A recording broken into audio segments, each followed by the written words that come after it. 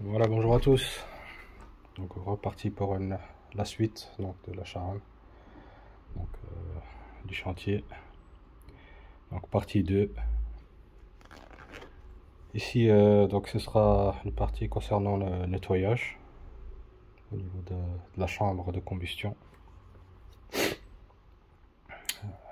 Donc chambre de combustion, chambre d'admission plutôt. Chambre d'admission, voilà.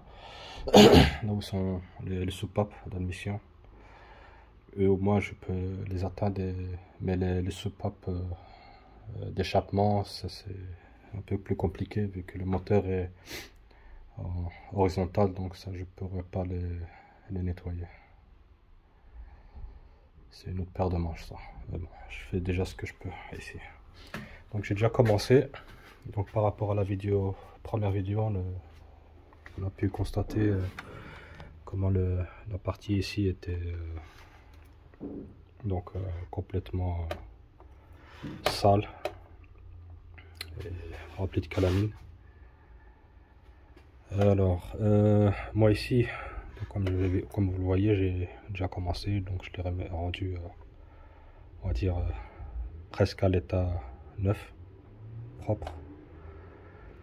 Et donc pour ce faire, donc j'ai la méthode que j'ai faite, donc j'ai bouché les trous avec du papier tout en lissant les parties ici un peu autour pour enlever toutes donc le goudron qui sera encore mou et le ramollir pour pas qu'il y ait des boulettes qui tombent à l'intérieur. Mais bon, c'est pas grave aussi. C'est ce que j'ai fait avant de mettre les papiers. Et une fois j'ai mis les papiers, donc comme ici les trois chambres ici, la première, la deuxième et la quatrième sont déjà enfin plus ou moins propres. Celle-ci je l'ai laissée en état, comme ça je vous montre un peu comment j'ai procédé. Donc ici je vais encore nettoyer l'intérieur ici avant d'arriver aux soupapes. Ici donc pour la partie extérieure, donc j'ai laissé ici donc tous les mouchoirs, donc ils étaient dans cet état là avant que je commence cette étape là, donc ils étaient tout sales. Donc j'utilise ce produit déjà pour nettoyer.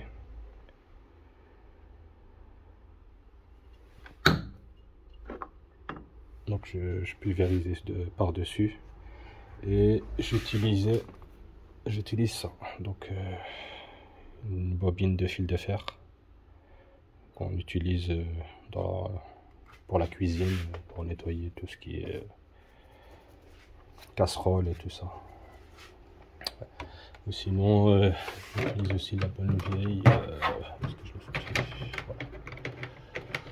j'utilise aussi une brosse à dents, voilà. Ça aussi ça peut aider. Et voilà, donc ça et beaucoup de papier. J'en ai utilisé quand même un paquet.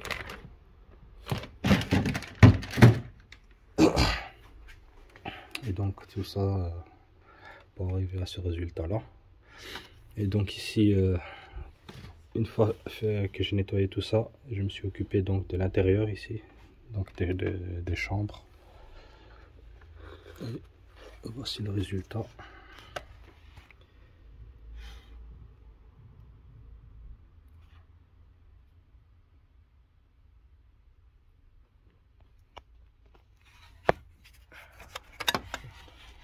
Voilà.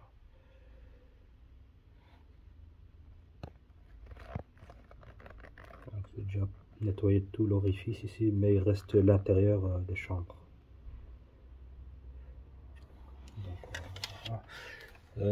Seconde chose à bien vérifier, que les soupapes sont bien fermées.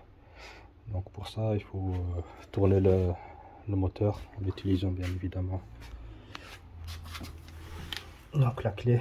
On la met au niveau de la poulie d'impair et on fait tourner et on vérifie à chaque fois les soupapes. Donc il y en a deux soupapes d'admission et évidemment deux soupapes d'échappement, mais qui sont de l'autre côté, donc ça on sait pas Ça, je sais pas y arriver parce que il faut enlever le turbo et de l'autre côté, je pourrais pas. Si le moteur était en vertical comme sur les Audi, il y aurait possibilité. Mais ça, c'est une autre paire de manches. Donc voilà, maintenant, ça c'est pour montrer là où j'en suis. Maintenant, je vais faire une petite démo par rapport à ça, à la chambre ici, comment j'ai procédé. Ici, bon, l'extérieur, comme je vous ai dit, rien d'extraordinaire. On met du produit, on prend le fil, la bobine de fil et on frotte. On ferme bien sûr les orifices pour qu'il y ait le minimum de saleté qui rentre. On met du papier aussi ici, au cas où, si ça coule, du produit liquide molli. Et donc voilà. Donc pour maintenant le nettoyage des chambres, donc j'ai acheté une machine donc qu'on appelle pardon, c'est comment on appelle ça encore, décalamineuse ou comment, ouais, je pense, si je me trompe. Donc c'est un appareil que j'ai acheté, donc c'est comme un aspirateur et injecteur. Il injecte aussi donc ici, c'est au lieu d'injecter un produit, il injecte des noix concassées. Donc la coquille de noix concassée, voilà. Et c'est ça qui va faire cet aspect abrasif qui va frotter contre les parois à l'intérieur. Donc c'est apparemment un produit qui fait, on va dire entre parenthèses, fureur sur le marché, donc qui fonctionne pas bien. Et voilà quoi. Donc on va le tester. Mais normalement ça devrait le faire. Donc j'ai déjà vu des vidéos des gens qui l'ont acheté en Allemagne et en Angleterre, plus la vidéo de présentation. Et ben, je vais vous montrer le produit, comment il est. Donc le produit c'est ça. Donc je l'ai acheté sur AliExpress. Donc Walnuts Powder Decarbonizing Machine. Donc voilà, je ne l'ai pas encore utilisé, donc je déballe en même temps que vous. Donc ici on a les embouts, il y a plusieurs têtes. Ici on a le tuyau d'aspiration.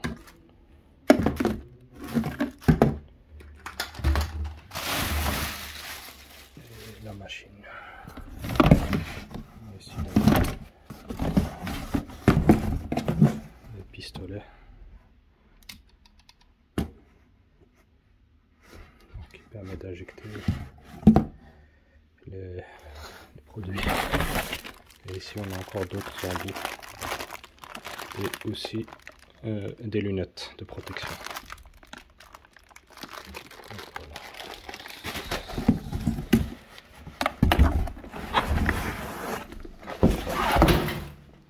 Ça, la machine. Donc la machine la voici.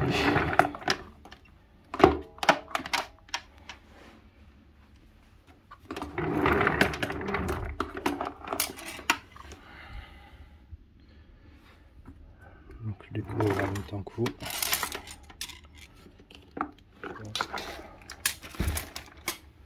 Voilà, ici. Donc ici on mettra, parce que ça fonctionne avec un compresseur, donc pour un compresseur à air pour pouvoir injecter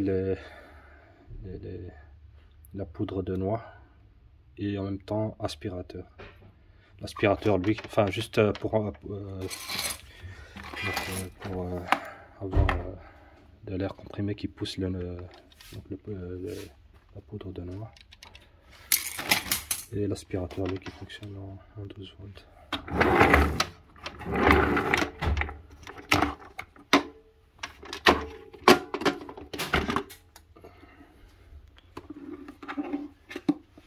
Voilà la machine. Ici on a le sac.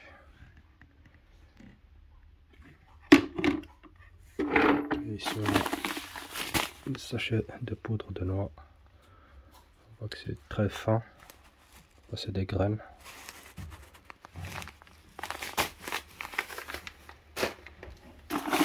Et donc ça vient se mettre, on le verse ici à l'intérieur du bac ici.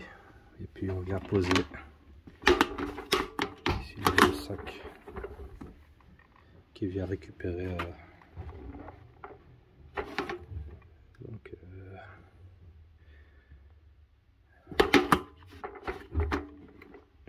l'ancien quoi. Donc tout ce qui sera souillé et abîmé. Donc, voilà. Comment on va faire pour nettoyer les chambres d'admission, là où se trouvent les soupapes à l'intérieur.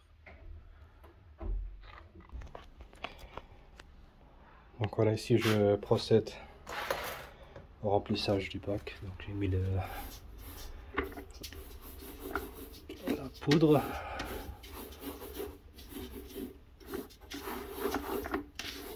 Ça se passe comme ça, rempli.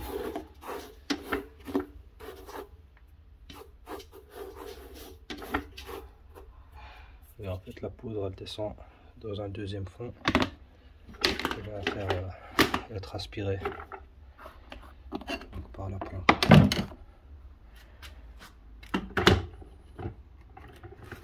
Voilà. On va faire avec le tout.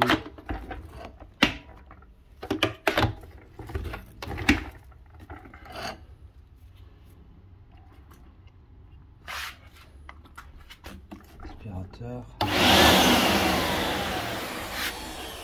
Ça fonctionne. Ici, on va mettre l'embout. Donc le compresseur, je l'ai mis en fonction et la notice dit qu'il ne faut pas excéder les 7 bars de pression. Voilà. Là, je vais brancher et je vais faire un test. Donc voilà, j'ai fait avec la machine une première chambre et franchement ça nettoie bien.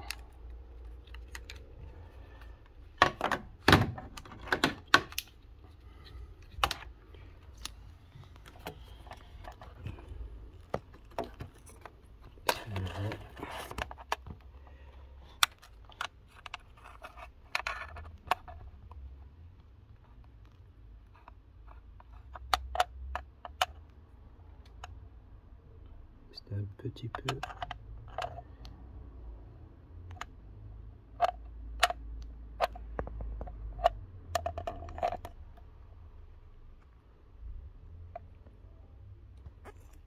Jusqu'au fond, c'est propre.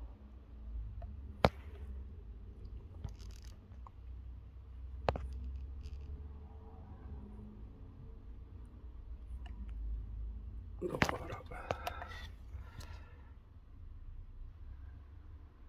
Ici même on peut voir.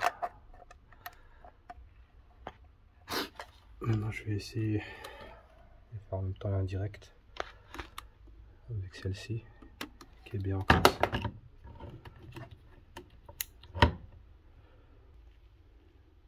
Donc ici les trous, là qui est encore tout sale. Je vais le faire avec la machine. J'ai déjà commencé un petit peu. Maintenant je vais faire une vidéo. Voyez. Je vais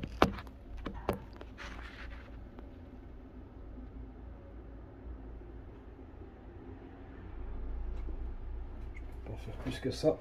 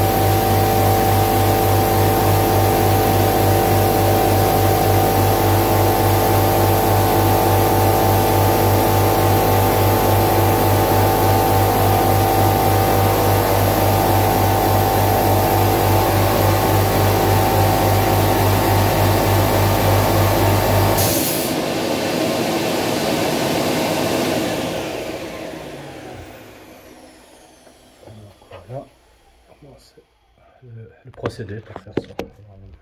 Soit avec l'embout ou bien avec la tête directement. Hop, la lumière.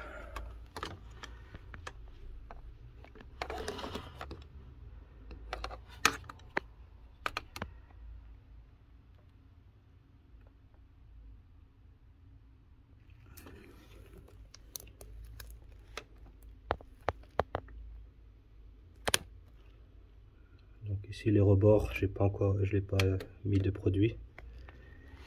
Je vais pas utiliser. On va voir. Ça, j'aime bien racler le fond.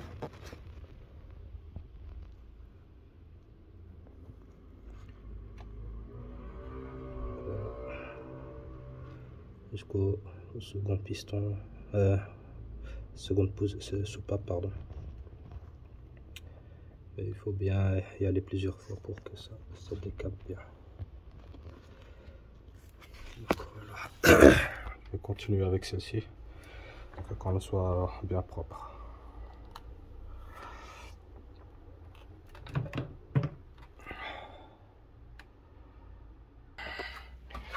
Donc voilà les amis, je vous montre un petit peu. Donc ici je les ai tous faits. Donc j'ai fait le maximum que je pouvais enlever à l'intérieur. Je pense que je suis bon. Bien. Regardez-moi ça. Si c'est pas nouveau, on va dire. Voilà. Moi personnellement, je suis satisfait. Au niveau des soupapes, il reste un peu sur les côtés là. Mais ça, à la rigueur, je vais finir ça avec le produit. Parce que le problème ici pour le dernier ou le premier, tout dépend de l'ordre. Ici, on a la pompe haute pression HP plus les durites et avec donc le pistolet. Ici le pistolet plus l'embout de l'aspirateur, il est compliqué de bien manipuler pour passer partout. En tout cas, le plus important, je suis passé là où il y a les chambres, enfin donc la tête de la soupape, ainsi que de l'autre côté au fond, dans le fond. Donc j'ai bien passé partout là-bas. Donc c'est le plus important. Après le reste, donc ici là où c'est noir. Donc là-bas, là où c'est noir, là, je vais repasser avec ma première méthode, avec un chiffon, avec donc le papier et le produit spécial. Donc voilà. Ici pour celle-ci, moi je dis que c'est ok. Il y a une petite finition à faire à l'intérieur de la chambre. Il y a encore un peu de traces noires, mais le plus important c'est la tête de soupape qui devait être propre. Ici, donc ça c'est ok. Je vais reboucher. Et je vais passer à côté pour voir.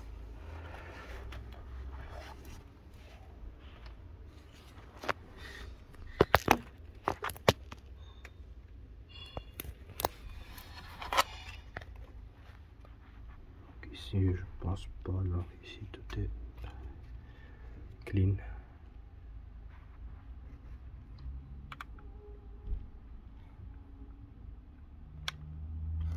C'est propre. Peut-être ici la seconde. Ouais. Non, même pas. Juste ouais, la finition sur le côté. Sinon c'est tout à fait propre. Mais bon, juste la finition avec le produit.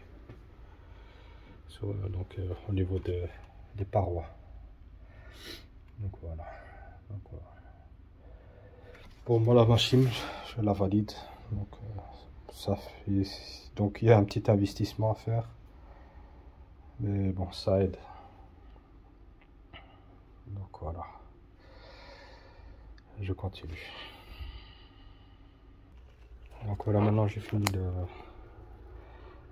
donc au pistolet, donc avec le produit donc les noix concassées.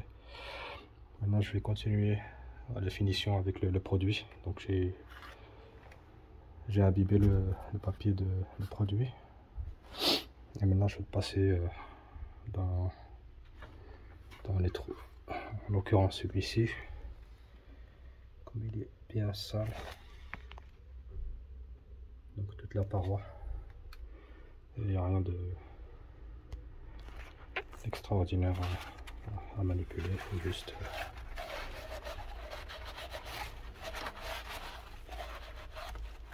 hop, alors regardez.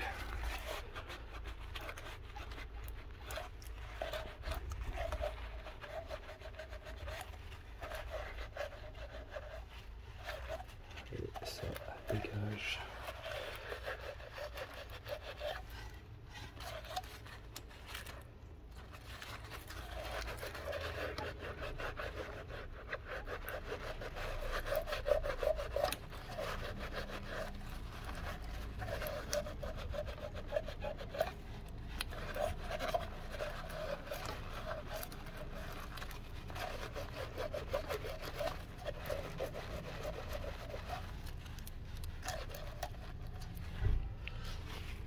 Et ne pas hésiter à utiliser du papier.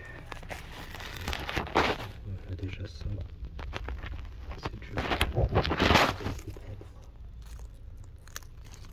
Les soupapes, ça, la machine elle les a complètement nettoyées, ça, il n'y a rien à dire. Et donc pour éviter qu'il y ait des petits résidus qui restent de noix, alors j'utilise la soufflette.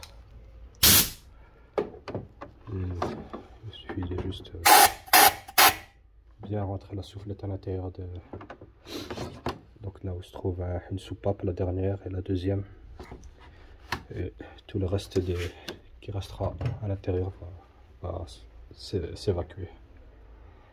Donc voilà, maintenant je vais continuer à nettoyer avec le papier et j'en aurai fini avec la partie 2, donc nettoyage. Après il me restera ici donc à changer donc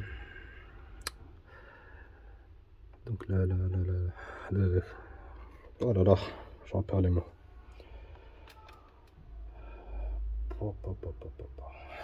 Ça va me revenir. Donc le thermostat, décidément, le thermostat, donc il faudrait changer. Donc ici on a 3 vis en triangle, on enlève le cache, le couvercle ici, et on peut retirer le thermostat, mais ça c'est après. Donc je continue le nettoyage, enfin la finition un peu propre, et j'en aurai fini de ce côté là. Donc voilà, j'en ai fini, donc j'ai tout nettoyé au propre. Donc ici c'est terminé. Maintenant je vais commencer à ouvrir ici donc la conduite ici, pour changer donc le thermostat. Donc maintenant pour enlever donc le thermostat, ici les deux vis ici on peut les atteindre facilement. Bah, ici vu que j'ai plus l'échangeur ou le collecteur comme on appelle, donc il vient ici en alu. Normalement s'il était là ça aurait été encore beaucoup plus compliqué parce qu'il faut passer par en dessous et une autre vis en bas ici. Donc pour enlever c'est du T30, oui, et je pense pour atteindre celle du bas il faut enlever le coude ici. Donc il faut tirer la goupille et retirer le coude pour pouvoir passer le tourne la clé à cliquer, ou alors juste torque en clé Allen. Et voilà. Donc seconde méthode, donc avec une douille coudée et Le Torx T30, la douille T30. On peut y arriver en faisant cette méthode là.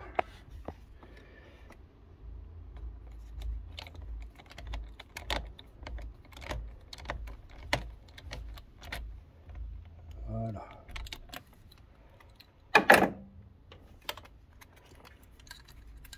Et là, il s'agit de ne pas perdre la vis. Donc voilà, cette méthode a bien réussi. Donc on a ici l'ancien thermostat qui est encore dedans. Donc voilà.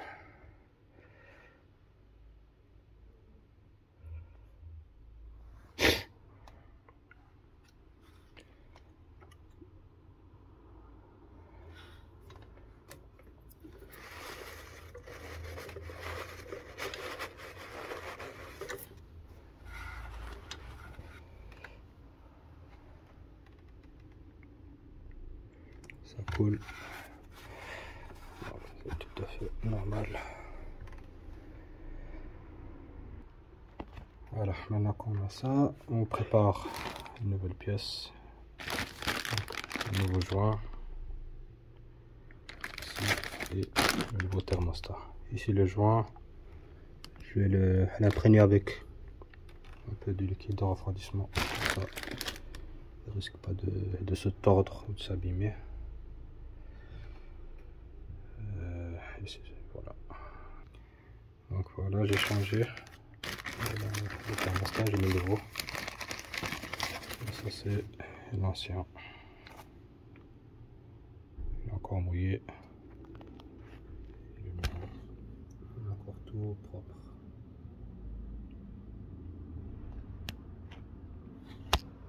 Alors, est-ce qu'il y a peut-être noté France et je sais pas qu'est-ce qu'il y a marqué, Calorosta. C'est la fabrication française. Référence d'origine 04L 121 113D. Voilà, voilà. Ici, c'est fait.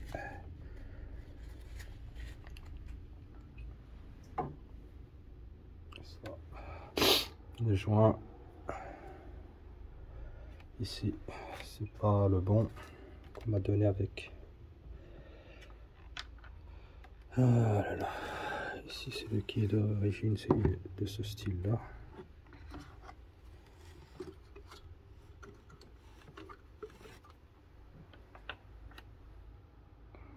Complètement différent.